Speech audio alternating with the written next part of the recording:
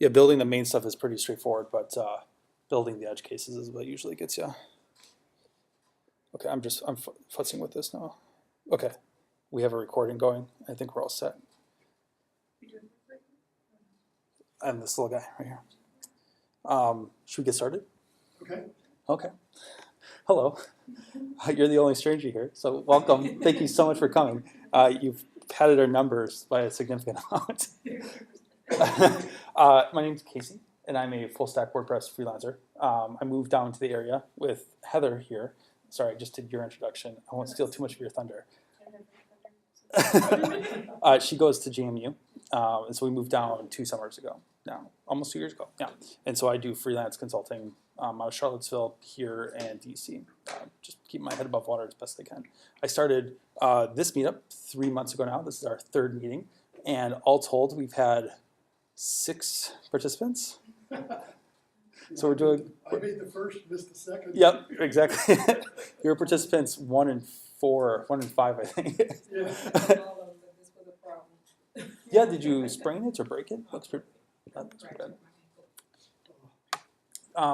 So that's me. Do you guys want to go around the room and just briefly introduce yourselves? Okay, I'm Amanda Brothers. I moved here in December of 2011. Okay. I'm a transplant as well. My husband was already living here. That was him that brought me in. I currently work for the Art of Harrisonburg and Rockingham, and our executive director just resigned, and nobody knows how to Do WordPress stuff? Okay.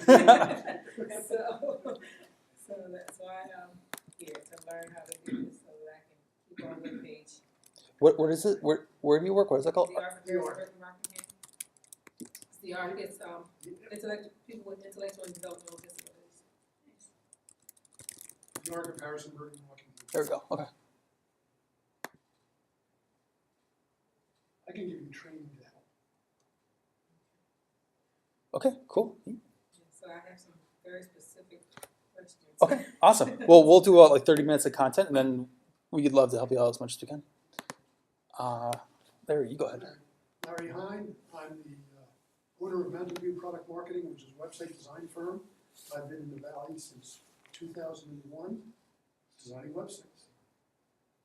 And I'm also a transplant, moved here from Pennsylvania, What part of Pennsylvania? between Philadelphia and Allentown. Okay. So the southeast. Okay. Cool. I still have family up there, but I got one daughter and her family local. Okay. Cool. Hardcore. Well, as you mentioned, so I'm Heather. We moved down from Wisconsin about 1.5 years, 2 years ago. I'm going to JMU right now. Just finished my master's and do the PhD program in assessment management. So yeah, aside from being a beginner in WordPress, I do some grant writing consulting and stats, and mostly grad school. Okay. Tonight we're going to talk about hooks. It's always a challenge with the library, but I think I got it figured out this time. Okay, so I go to different meetups, and some of them are really formal, and it's like 150 people show up, top professionals, yada, yada, yada. Others are very informal like this. So I prepared this whole slide deck. This is the second time I've given this presentation, but I'm not actually sure that this presentation will be useful to any of you, with the exception of Larry, but I don't know if this goes far enough to be helpful to you. Yes. So, As a non-programmer, anything you do is helpful to me. okay. I'll just shoot from the hip then, and I have like 30 minutes of content prepared, and if you guys have questions, this presumes novice like experience. Like we'll define simple terms and stuff, but even if that's too much, just let me know. Or if you're bored, let me know too, and we can go right to question and answer. Sound good? Okay. All right. So hooks, the basics. Hello, that's me. My company I just rebranded to Patchworks, and that's my little logo. Very happy about it. That's me. That's an old photo. I desaturated it because it looks cool. All right. So You yeah, better be careful of Patchworks. There is a quilt company around called Patchworks. there is. But I got a nifty domain name, so I'm going to fight for it. And I think you can have industry separation. So as long as you don't do overlap, like Apple Computer and Apple Music, like for the Beatles. So as long as I don't get into quilting too much, then it shouldn't be a problem. I know people who have really been beat over the head, Yeah. even in different industries, Okay. with a name, common name. Well, I'll just lay low for a bit, and hopefully nothing comes of it. That sounds good. Right, I mean, you're not gonna advertise on the radio like they do. so- right. Just brand myself in front of these publicized videos. Okay, so tonight, what we're gonna learn is, and can you guys see this okay, as far as font size? And we can change the lighting too, if that helps. So, a few specific things. The languages WordPress uses to create websites, and these are technical languages, like how the stack works.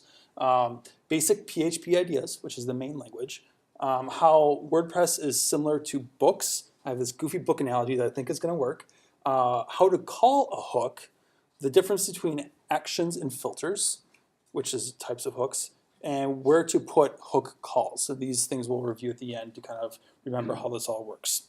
What is PHP? We'll get to that right now, actually. And all the slides are available online in the comment section of this meetup event. And even I have the one up there with the notes on it too. So, or I should. Maybe I don't. So, and I'm available for questions too. So, this is our table of contents for tonight. Intro to PHP, WordPress as a book, what are hooks, where do they go, and then two specific examples that I'm not even sure if we're going to get to because I didn't really write them, but I think I'm prepped. Okay, so the goal of this whole topic of conversation is to make changes to WordPress that won't break anything now or in the future. That's the whole goal, our objective for this evening, and we're going to learn how to do this. And it's a lot of information, but I'm going to skim the surface and try to help you guys out. So, first step, intro to PHP. How does WordPress work? So WordPress is known as a web application, and what that means is it's just a bunch of technologies that work together that easily create websites. It uses, it's called a stack because one comes after another, kind of like how you would have a 7-course meal. Like you have them in order for a reason because one connects to another. That's a terrible analogy, but it's close enough. So MySQL is the database technology that works to store the content information. It's just a database. Then on the other end of it, HTML, CSS, and JavaScript are used to render pages and present the information in a browser. And you maybe have heard both of these. And PHP is what's called a scripting language that connects the two. So you store stuff in the database, and then PHP grabs it, puts it in a certain way, and then exports HTML pages. Is that a good enough introduction? We'll go deeper. If I lose anybody at any step along the way, let me know. I suggest that you make MySQL vocabs. Yeah, the Q was really weird, and I had to decide for this font. I had to decide weird capital Q or lowercase, and I went with the lowercase. Sorry. So basic PHP ideas is a PHP file is just a text file that is a script, and it's a series of commands that go from top to bottom, left to right, and it just keeps doing all the commands until there's no more commands to do. So do this, do this, do this, do this. And when there's no more commands, PHP just stops running, and at the end there's presumably an HTML page. The file contains logic that asks questions and only does some of the commands under some conditions. And the red ones are the important terms to remember. So the logic goes through the file, and it doesn't do all the commands. It asks questions. It says, if this, then do this. If this, then do this. And it goes through. And the logic can be really complicated, or it can be really simple, like true and false. And it goes through and it completes all of the conditions. And then depending, it's like a choose your own adventure book. Depending on what it chooses or what it needs to do, it will go do that branch instead. Typically, PHP will combine several types of information to create what we call HTML pages, which is then downloaded and rendered in the browser. And these are simple ideas, but people kind of take them for granted. So the browser is like Google Chrome, Safari, or Internet Explorer, and that downloads a page that ends in .html that is like a structured document that tells it how to render it. And then the browser itself can read that HTML code and build it together. And then, yeah, so PHP, like I said, can be made to connect to a database which stores information for long-term use. So what's an example of that you would do? Yeah, let's say you have like a list of people. Yeah. You could store that many different ways. You can create a PHP file that has hard-coded in there a list of names and emails and addresses and stuff. Or it can just live live on the server where it remembers in its short-term memory those things. Or if you want to write it in a secure fashion for long-term, you would store it in essentially what's an Excel document in the database. And there's dozens, hundreds of types of things that a database can store. E-commerce products and sales, blog posts, pages, comments that are made. All those things are line items in the database. And so PHP can also, and this is kind of the same thing, remember things called variables, which are essentially nouns. And it can remember groups of things called arrays. And so a variable is like an egg, like a little chicken egg, and an array is like an egg carton. So that's a way that PHP remembers stuff. And this might be important later on. I'll bring these up. And then the last important piece is functions, which is probably one of the biggest important things to remember, is essentially the verb. They're stored pieces of code that have names, and you can call the function by simply saying its name in the file. I hope I didn't move too fast, but that's the essential. Some of this is really rudimentary, and some of this might be confusing.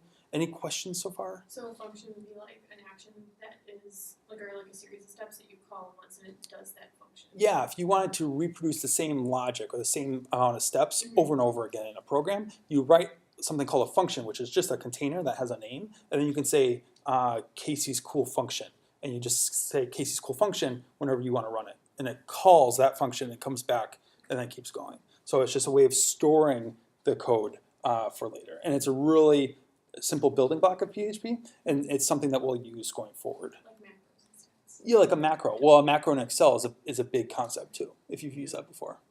So the terms are, script means top to bottom, left to right. It just runs in order. Logic means it kind of thinks about things. Hello there. Hey. How's it going? Good, how are you? Good. I'm Casey. Hello, welcome. Thanks, I'm Grant. Grant, nice to meet you. Do you want to do a quick intro about your experience with WordPress and living in Harrisonburg, that sort of thing? Yeah, I just got here 2 weeks ago. Oh, nice, okay. I was doing some photography work and had like a free Wix account or Okay. something. And I was working with a wedding photographer, and he said like you should really get your work up like on a decent like Bluehost thing. And Right. so I did that and did WordPress, and I'm not like super Right. good at, I don't know, you have to like write codes and stuff. Yeah. Right? Yeah, So well, that's exactly what we're talking trying about. to like educate myself. Absolutely. Where'd you come from and what brought you to Harrisonburg? My mom lives here. Okay. So I've been here a few times, Okay. but from Alaska originally. Oh, really? Yeah. What part? If you don't mind me asking. Wasilla. Okay. Like, I don't know what that is. I was hoping you'd say Juneau or something. So Anchorage is like southern, like Yeah. middle, and it's about 45 minutes north. Okay. Just tucked away in the mountains. Cool. Okay. I'm Casey. We just Heather and I are together. Okay. I followed her down to Harrisonburg from Wisconsin 2 years ago. She goes to school at JMU, Cool. and then she's a stats doctorate person now. I'm sure that has an official name of some sort. Doctoral candidate, I think. Okay. Larry is a web developer who's lived in town for at least 14 years now. Yeah, and has his own company. And Amanda has just moved in town 2 years ago and works at at ARC, which is like a rehabilitation home, kind of. No, it's a organization that works with people with intellectual and developmental disabilities. Okay. And she's just starting fresh with WordPress too. No, nothing, zero. Great. So we We're on the just same page. yeah, we just did a kind of a quick review. Actually, this review will kind of help bring up to speed, and then we're just going to move forward with hooks. I'm presuming that this will be vaguely helpful. This is like hooks are like a second tier, like intermediate idea that if you've been practiced with WordPress for a while and you want to start customizing it yourself, it would be, yeah, like if you want to change the oil, that's how you would get started with WordPress. If you want to change the exhaust, this is where we're at now. So like on your car, like this would be like a bit more of an advanced idea. Whenever I'm on stage, I whip out these crazy analogies that make sense to me, but I'm never sure if they make sense to other people. That's what good so far. I need to practice and yeah. Okay, so we'll just run through these real quick. We're going through just PHP to talk about the language, and that's what WordPress is built on. So it's a scripting language that has a series of commands that go from top to bottom, very much like a book, which we're going to demonstrate in a second. It uses logic and conditions to create branches in its direction. So if depending on how things are set within the PHP, it will go. It's like a choose your own adventure book. It will do one thing compared to the other, and that can change drastically how the WordPress site looks. So if you go to the back end and you log into the dashboard, that's going through one logic branch. If you're going to the front page and you see everything there, that's a different logic branch, and it just asking where you are, and it moves through. Hopefully that's helpful and not confusing. We talked about HTML pages, rendering, browser, and database. HTML page is probably pretty obvious. That's just the downloaded page that's completed and exported. So the PHP script runs, and then it sends down the pipes an HTML page that is then rendered, which means just constructed visually by the browser, which is Chrome or Internet Explorer or Safari or one of those that you're probably familiar with. And then a database is essentially like an Excel spreadsheet, but a huge one that can store lots of things. Any questions about these at all? Good, okay. I don't mean to put you on the spot either, sorry. So variables and arrays are ways that PHP stores stuff in its short-term memory so it can manipulate them. They're kind of like the nouns of the program. They're the people, places, and things that are stored and referenced later. Functions are like the verbs, and this idea of calling functions, a function is just a stored piece of code that can be used repeatedly. And to call it is just to write its name out, and we'll have some examples of this. And then you can run that piece of code whenever you want. All of PHP, the biggest idea, is making changes to things. So we like to call it, like software engineers, think of it like sentence structure. So there's verbs and nouns, and verbs are doing things to other things. And that's all PHP is. Might be a little abstract, but hopefully that's helpful. Can I ask a question? Yeah. So on that page, just going through an example super quick, Yeah. so you'd have like the script and the logic that says like, so for example, if I have a photography website, I've got like a album on there of like 20 photos. Yeah. Like showcase, that would be in the database, that would be an array of photos, right? No. I love that you're jumping No, I'm and trying to piece it yeah. together. I'm trying to think of an example. Sorry, that wasn't a sigh at you, that was a sigh at me. I So, think it'd help me at least if you did like just an example. Quick, Yep. Like,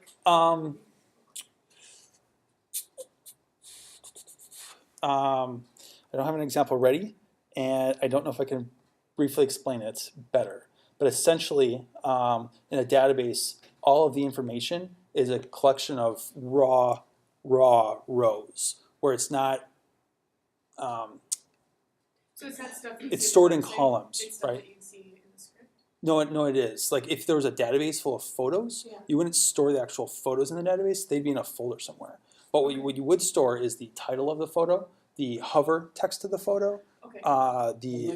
a link to the photo, and the far left column is known as the primary key, which would store 1 through 20,000 or more of the unique ID that represents that photo. And that's just an example. WordPress isn't exactly built like that, but that's just the raw information by rows and columns. So every row has the identical column as another piece. It's just different information inside of it. And then PHP will go, because they're very separate languages, you can have a database with any type of scripting language. There's Perl or Python or Ruby or a dozen high-quality other ones that are used to talking with databases. We're just taking PHP in this case because that's what WordPress is built on, and it's going and grabbing that raw information and putting it in a way that it knows about things, so it can manipulate it, and it will probably then store it in an array in PHP. So an array is just a PHP concept. You might be thinking of mathy stuff, and there would be like arrays kind of in databases, kind of, but obviously you could take like college courses on this stuff, and it's a bit confusing, so I'm trying to skim across the surface and be as helpful without being confusing. Yeah. An example of the database that may come across better is, think of an address book. Mm-hmm. Every field, every address block Yeah. has a name, a street address, second address, Right. city, zip, state, phone number, and those are the rows for one address. So then the columns are first name, last name, prefix, suffix, however you want to do it. Okay. And then an array would be when PHP goes and asks, give me the first 10 people. It would then store in a special variable that's called an array, like an egg carton. Person number 1 has this information. Person number 2 has this information. So it's going to be very similar to the database. except PHP might only grab some pieces of it. It's just subset. Yep, or a special query. But that's how it manipulates that information. If it wanted to change everyone's name, it would manipulate it in the array and then put it back for long-term storage in the database. Are you talking about for the browser that's doing it, like how it's organizing? Yeah. This is on the web server. Yep. The PHP program is building the information that the browser is going to see. This is all behind the I don't know what scenes. PHP is. Right. Does it stand for something? PHP stands for, It's three guys' names, isn't it? it might have been the first part. Now it stands for, the P stands for, it's recursive. The P stands for PHP, the H stands for hypertext, and the second P stands for preprocessor. So the whole thing stands for PHP hypertext preprocessor. I'm trying so hard to be helpful and not confusing. And I'm realizing how much of a cult thing this looks like right now. Kind of just try to absorb this, but not try to understand it too much what's going on, and then it will make more sense as we move forward. We'll come back to these ideas so that they make more sense. And say too, the question that you just asked, we did cover like 2 slides ago where you explained like the information on the server versus with the web page. Right, So right. Which might be helpful. Yeah, so PHP is a script. But for the sake of brevity, I'm going to move on. And then once we get to the more specific examples, it might be helpful. And actually, this book thing might actually be helpful at this point. So WordPress is a stack. It's got to be a collection of it's a bunch of PHP files. And I have this goofy analogy that works like a book. See, ultimately, this presentation will be like the movie Hook with like Robin Williams themed. So I brought Peter Pan into this because it's all gonna flow together. But for now, it's not. Okay, so let's see how well this works. So WordPress runs like a book works, okay? So a book starts at page 1, right? And it loads all the information from top to bottom. That's how you read a book, right? And WordPress runs the same way. It starts at a file called index.php, which is the standard one. And it takes all the codes and it goes top to bottom. And then what it does is a book continues on. It loads every page, right? Until there's no more pages left. It just keeps going and going and going. And PHP works the same way. There's a special code called include, and it says, go get this other file. On the server, go get this other file. And it includes them all. And there's got to be maybe, I think, about at least 1,000 PHP files. That's just something.php. And it includes all those. And when there's no more files left to include, the script is done running. So it's kind of like a book like that, right? It's working? Okay. So keep including until there's no more pages left. Book and PHP are identical in that way. WordPress as a book introduces ideas and then uses them. So a book will introduce people like the Darling family. You got Wendy and the other children, right? Peter Pan and the pirates, and it introduces these ideas and concepts and stuff, places and things, and Neverland in London or whatever. And PHP works somewhat in the same way. It introduces ideas that we're calling variables, arrays, and there's this third thing that we call an object. And that's a technical term for a way of storing an idea. So books in PHP are very similar in that way, right? Top to bottom, left and right, go through all the codes and introduce ideas. And this is the important part.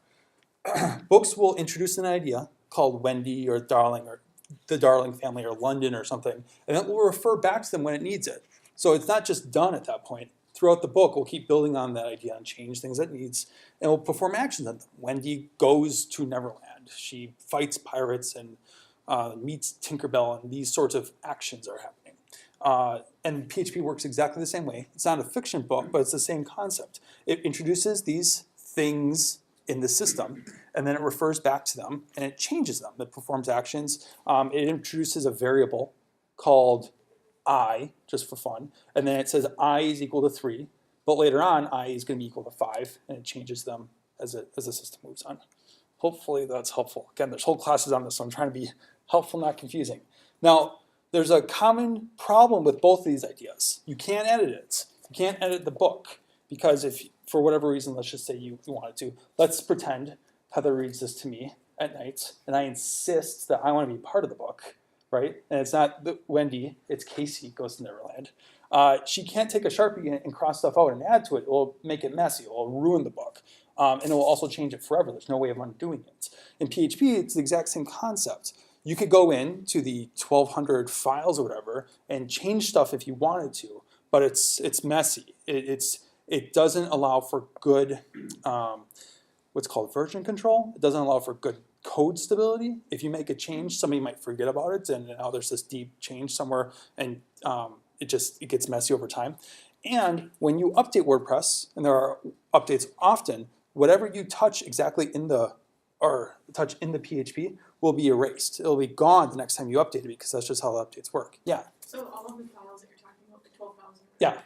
Those are like the default ones where if you were to start up a WordPress site, you get all those, the latest version, basically. Right. This When is. you start messing with that, the edits that you make to it, Right. will be written over when you get a new version. And remember, this is the sort of second tier stuff that you don't normally see when you install WordPress on Bluehost.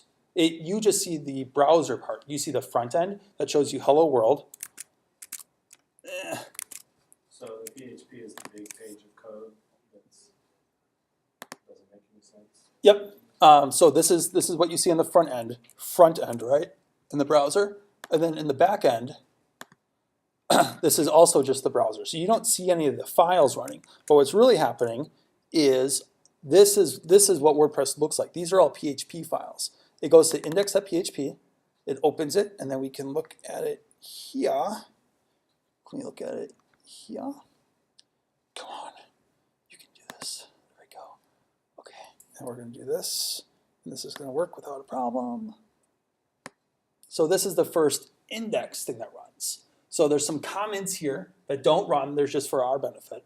And the very first thing it does is it defines a new term that it will store later. That's a variable. WP use themes, that's a variable. And the require is the same as include. So it will go to the current directory and look for WP blog header and then go run that. And that's technically like the second page. And then WP blog header is this one, which is going to open now. Dang it. Over here. And this is the stuff, and this is the second tier stuff. So this can be really confusing, but this is the general idea. And now this is the second page that's running, and it's just PHP, top to bottom, left to right. It does all these things. Here's our first condition. It says, if something exists, if it is set, this variable, and then it just runs through and it keeps including, this is the same as include, these more and more files. Those will run, and it just keeps going and going and going until there's no more files to run. And when you're done with all that, you get this. This is WordPress. So all those PHP files are running. I think there's about 1,200 of them. And then it outputs this. and so this is an example of all the files. Here's a bunch more. It's actually a very good organization for the way they have set the file structure up. Yeah. It's very clean and it's usable and stuff. Does this help make more sense, give more context to like what I'm talking about with the PHP files running and stuff? So the concept of the book, right? Like if I wanted to change something, I could go in here because I know what I'm doing and I could edit something. I could edit one of these PHP files and make it do something else. I can write more code to make it do something. But that's a bad idea, like it would be writing in this book, because it would make it messy, it would make it gross, and it would change it forever. So what we need, I would lose it the next time it's updated. So both ideas are messy. I want to be able to change it. I want to go to Neverland.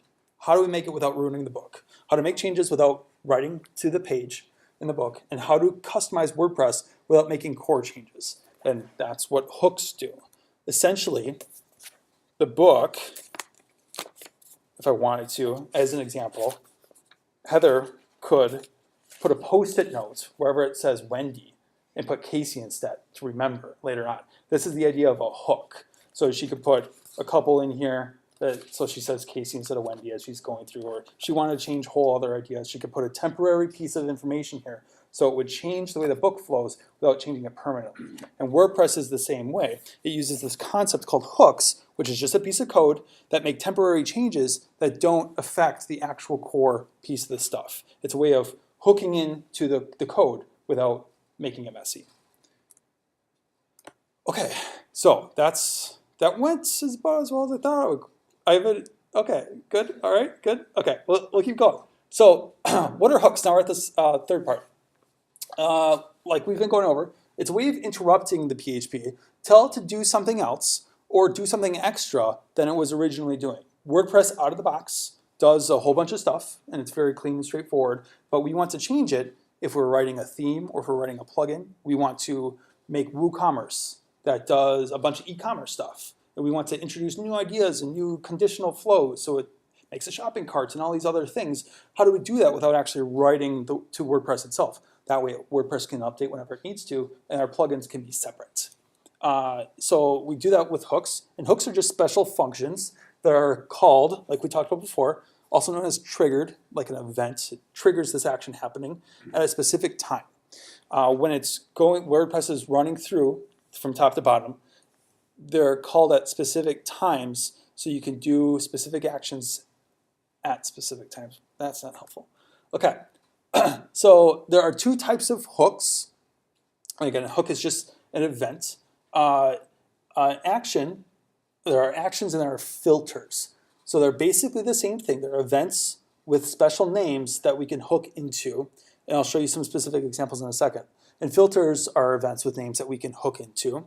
The difference being an action and why there are two kinds of hooks. An action doesn't expect an input or an output. It's just an event that happens. And when it happens, WordPress, I want you to do this thing right now.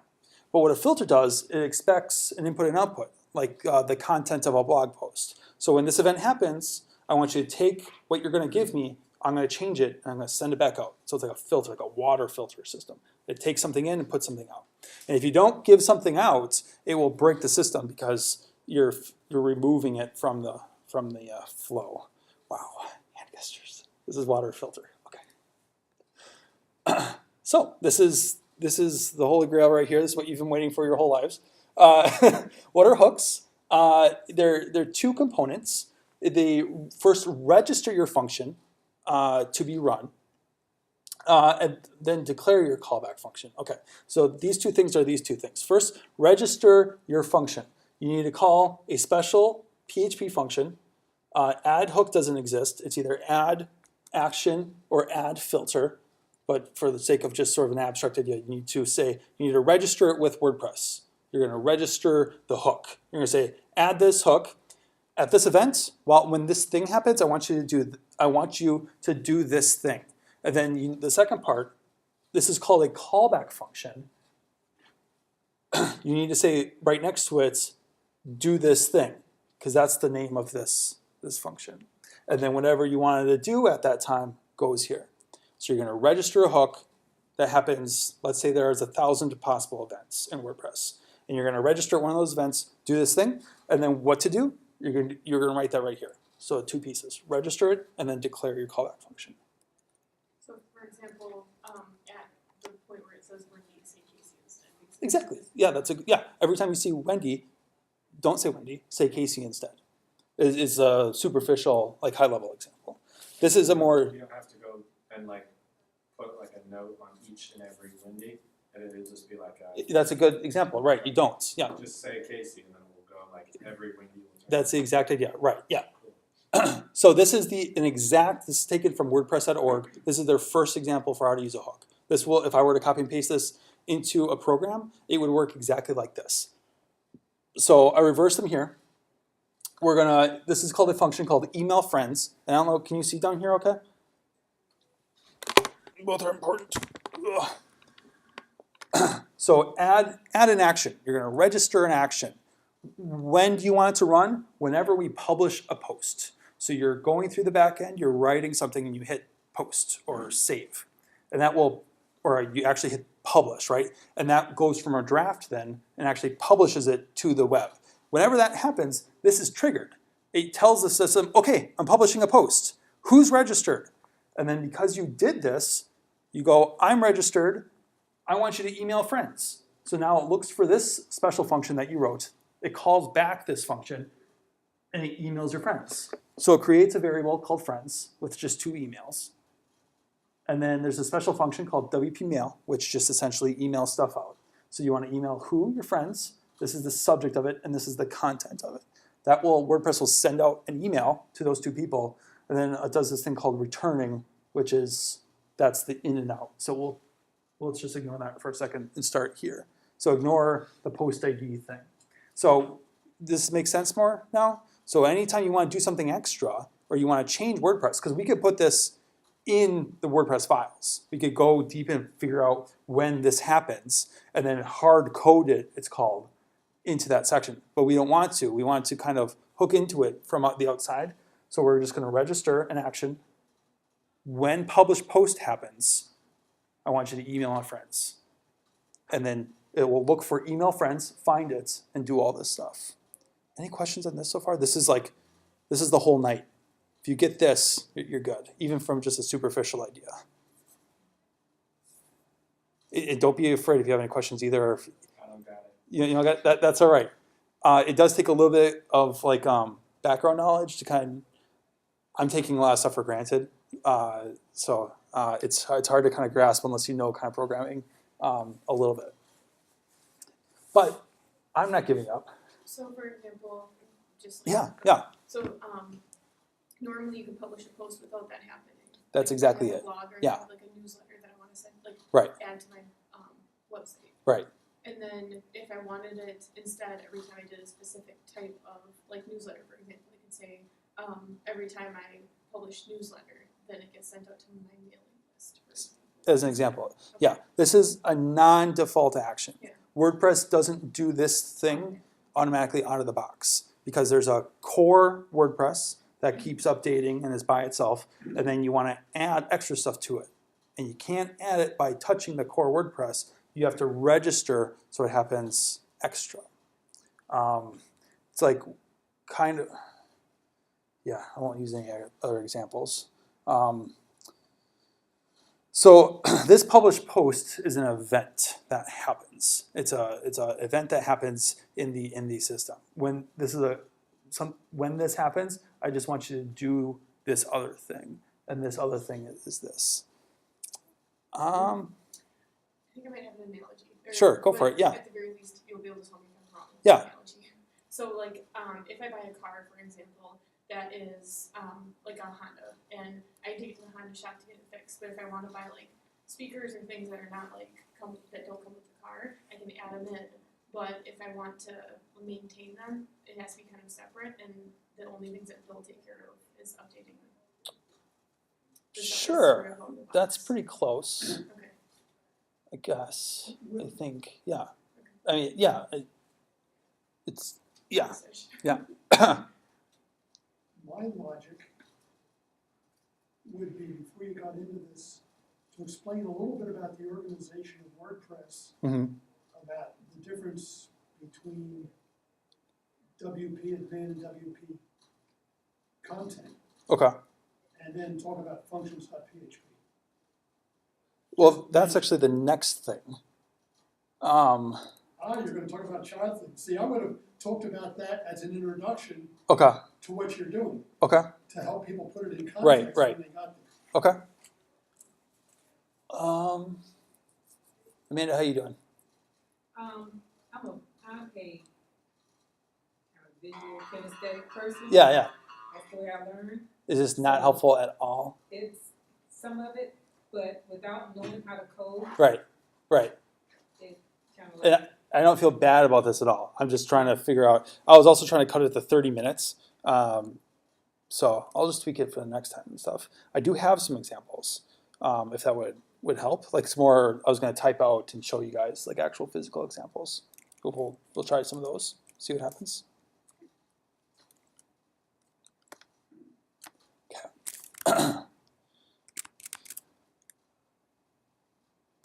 So, as he was mentioning, this is easier stuff now. This is stuff to kind of ignore the first 30 minutes that we just talked about. That's how to change your exhaust stuff. That's kind of more difficult stuff. You'll get to that someday. Yeah. You kind of mentioned that it's safe to say that this is like not beginner stuff for WordPress. It's more. This is, if you've never used WordPress before, this might be a little confusing. This is beginner to intermediate. This is an intro to intermediate stuff. This is where you would first start if you wanted to get more, dive more. But this presumes that you have like maybe 2 years of WordPress experience. You kind of know the flow. You've published your own blog, that sort of thing.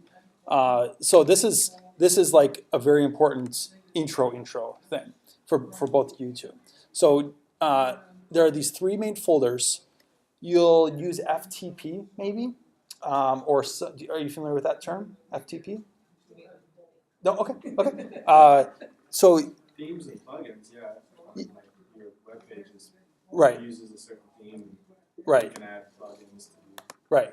actions. FTP is, or cPanel? Yeah. cPanel, okay. So cPanel, you use cPanel at all? No? If you don't know the term, that's totally fine. Yeah, nope, that's right. So cPanel is a way of going through the web to administer your server. And you have access to things like your email, your databases.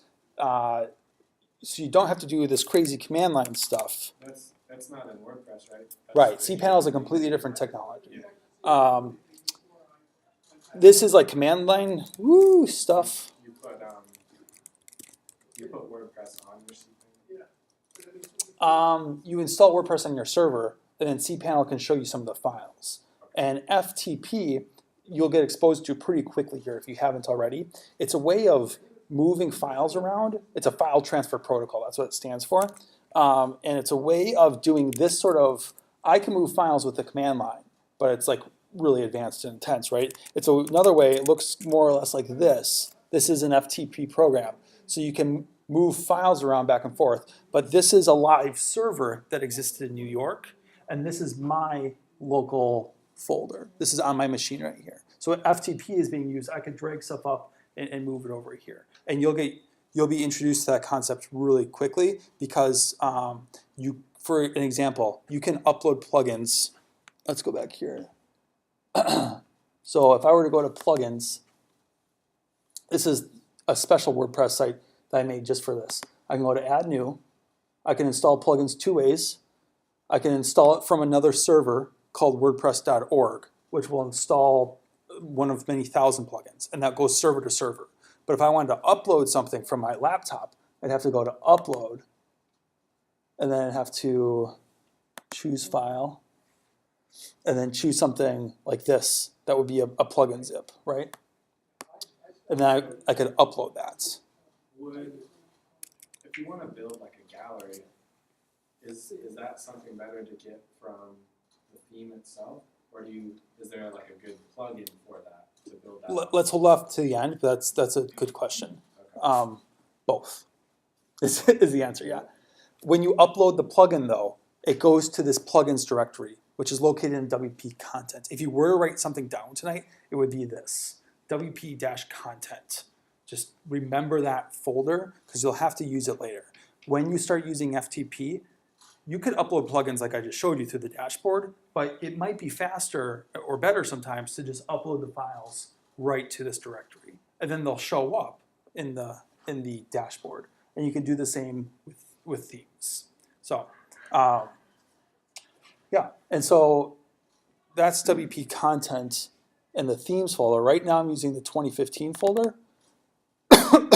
And this is everything that's in the theme. The theme is just a collection, what are known as template files. They're just PHP files, but they have special PHP codes in them that make the front page of WordPress.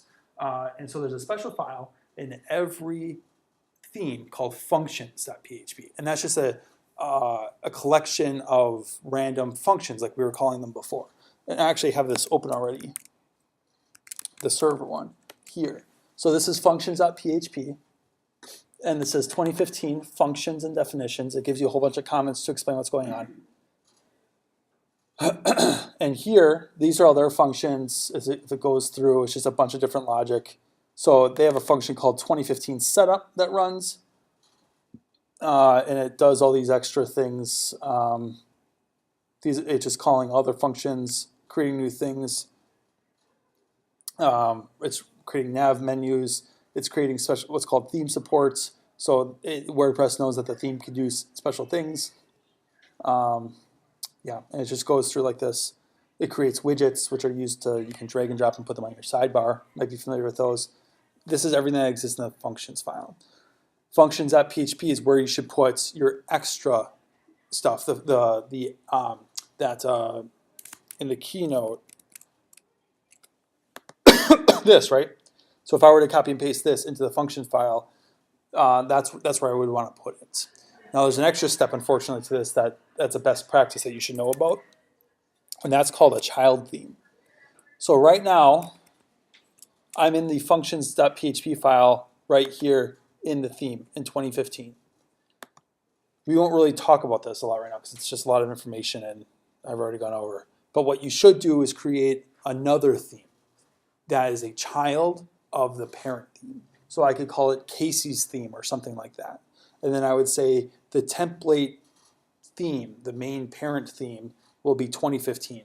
So if I don't have something in my theme, if I don't have one of these files when it's making the stuff, just go get it from the parent instead. But this is a safe way, kind of like a hook idea, a safe way to overwrite some of this stuff without having it be erased when it updates. Because if I were to write this stuff, like right now I have in functions PHP, I added these 4 lines of code right here. 2015 will update next week or 3 weeks from now. And when it does, for security reasons or a new feature or something, this will go away because it's in the main theme. What I really should do is create a child theme and then add this to that. This is more of a hands-on thing when you're actually out in the wild working on your sites and stuff. It's worth mentioning because it's a best practice. Is that good? Good? Okay. There's an issue with child themes in function.php. Yeah. And that is, don't you have to have the entire functions.php, just not your functions? Like you have to duplicate it? Yeah. Gosh, I'm not sure about that. Maybe. See, I have been through child themes a number of times, except I have never created my own functions. Okay. That's one of the reasons I'm here. Okay. But I remember reading in the Codex, or in one of the blogs that I read about creating your own theme, Yeah. that, you know, if I do a child theme CSS style sheet, Mm-hmm. it superimposes my styles on the original style sheet. I don't have to recreate the whole thing. If I do header.php, it replaces header.php with my header.php. Right. But I can't just put a function in functions.php and have it add to functions.php in the theme. Right. I think you have to have the entire. That's a good question to look into. I don't know this for certain, but I believe this is what happens. With all those, I think essentially what happens is the parent functions PHP file runs second. So it will put in anything that's in the child functions.php. And it asks a good parent theme, like let's say you want to overwrite a parent function, you do it just by calling it, by creating it. So in the child theme, you would just do, in the functions.php, you would do the exact same. You would say function 2015 setup and do whatever you want it to do. Because it checks if that function already exists in the parent theme. Yeah. So I believe, and this is why this exists like this, is that if you want to overwrite something, you just do it in the child theme, because functions PHP, it runs both. I know for certain it runs both files. It just runs child functions PHP first, and then it will run the parent one after that. And a good programmer will put this in the parent theme if it wants something to be extendable or changeable. Because if that didn't work, you'd have a conflict and then everything would crash because it says, I'm sorry, but you already declared that function in the child theme. So it needs this line of code to escape if it doesn't exist already. It does exist already.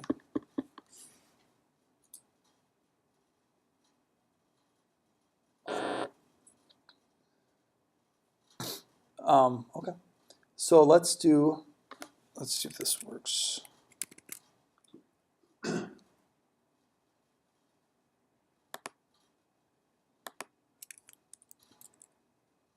Okay, so this is the file that's open,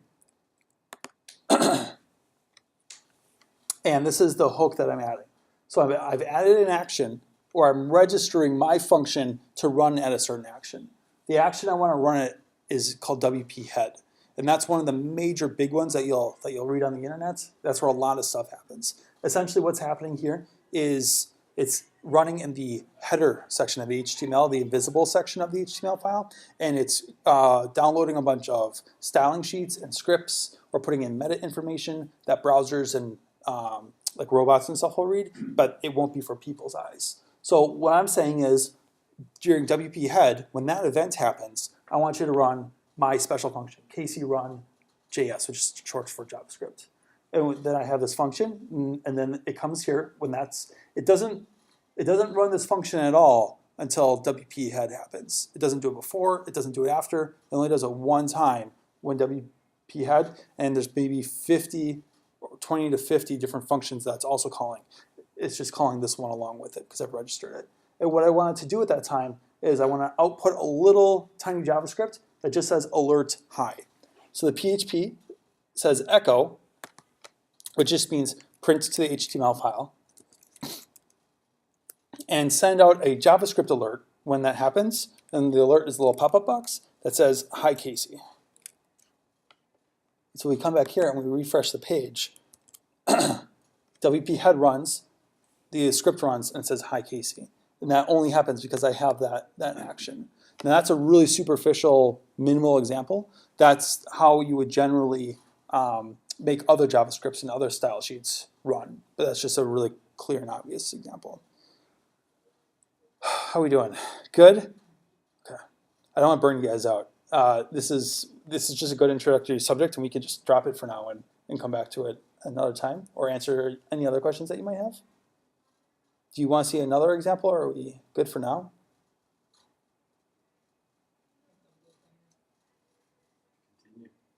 One more example? Let's try it. This is a test to see if I can write a hook from scratch without it breaking. Okay, so I'm going to echo this. I'm going to remove this. That's just commenting it out. It will still run there. It will still run this, but it won't do anything because that's just a comment now. And what I want to do is add filter the content. Boom. And then Casey says hello. And that's the function name. Now I haven't written this function. So if I refresh now, it'll break. And it'll yell at me, well, it'll break. Maybe not. It should break. Because this function doesn't exist. PHP can be kind of sloppy sometimes, so it just says, oh, it doesn't exist. Let's just move on. But if I create a function now, and I say Casey says hello. Now the content is a special, what's called a filter. So anytime there's a major blog post, can I do this? Get out of there. And can I do this? This? Yes. Okay. So this is the content of the post.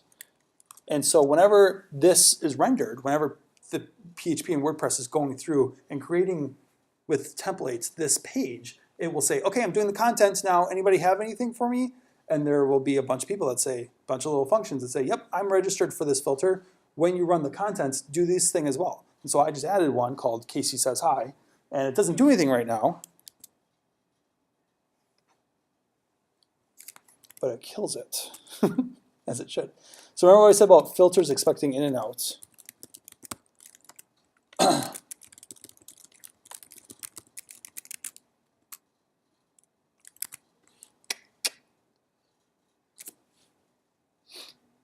What?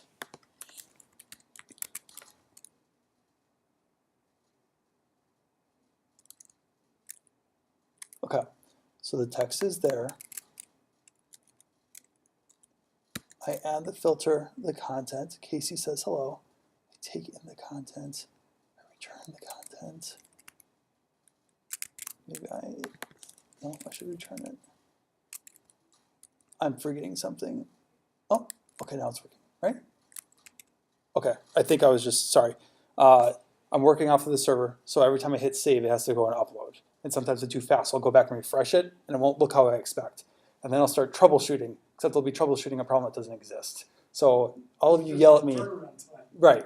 So yell at me if I start doing that because I'm probably trying to do something that isn't broken. So if I don't return the content, save, it'll say here, forklift updated.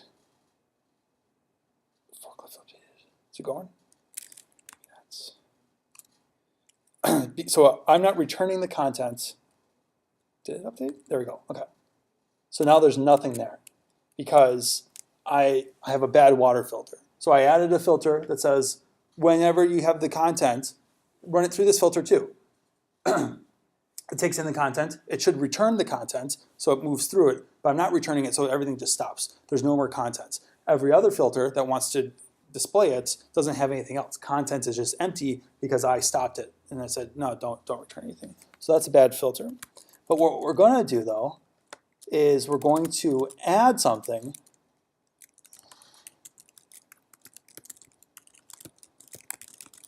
And this is arbitrary, like you would never do this unless you're really like obnoxious, maybe like I am. So the dot in PHP stands for a word called concatenate or concatenation, which means to add to this. When you're working with strings of text, as these are called, the dot just puts them together.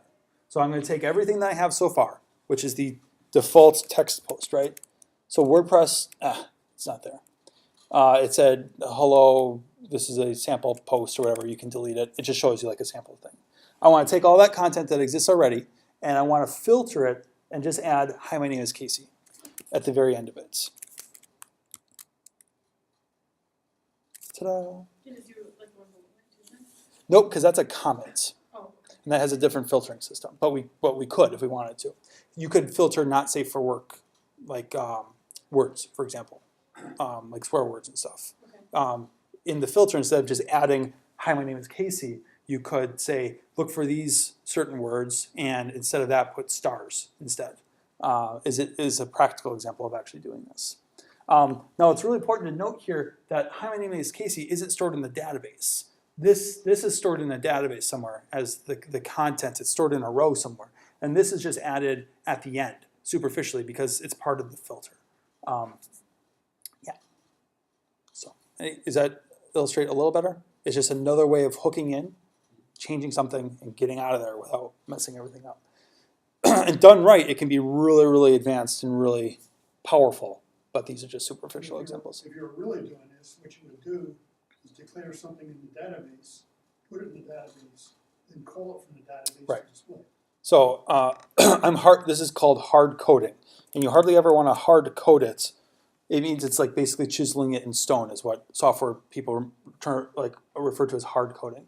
This content isn't easily changeable because it's written in a file somewhere that I have to go get. What I really want to do, what makes it, I mean, you guys wouldn't know how to change this, right? If it was like, here, go change this. Like, I don't know what to do. I don't even know what FTP is. What I would like to do is have a setting somewhere that says, hi, my name is Casey, in the text field. So I could change it. Let's just say there's an arbitrary, I don't know. So, and that's what Larry's saying. So instead of hard coding that text, this is just an example. You would put whatever you wanted there. This piece would get stored in the database somewhere. And then later on, I would say, go get that piece of information and then put it here. So a user could change it there without having to change it here. But that might be more confusing than helpful too. Okay, that's a wrap. That's 35 minutes-ish. That's not too bad. No, it's like an hour. Just kidding. That concludes today's presentation. Any specific questions about what we discussed? No, good. Okay, let's do questions. I'll close out the video, and we'll do